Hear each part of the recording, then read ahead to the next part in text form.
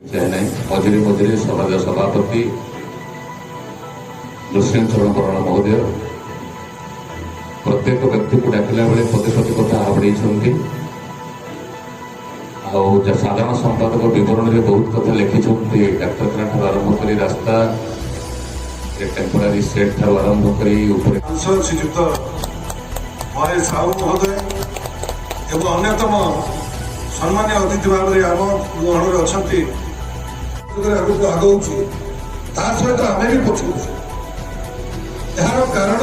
मानसिकता मानविकता मनीष ठार आस्ते आस्ते दूरे जाऊँ तेणु ताकू किभली भाव में आम आयुध करवा एवं निजर कर्तव्य ठीक भाव में पालन करवा एवं जो मुनि ऋषि माने जो स्वाधीनता संग्रामी माने जो आमर महापुरुष माने विगत दिन जो नीति आदर्श ताकू आम जो मन न पकेबा ताकू आम जो काम न लगेगा ताले मनुष्य समाज होगी रही पार ना समस्त को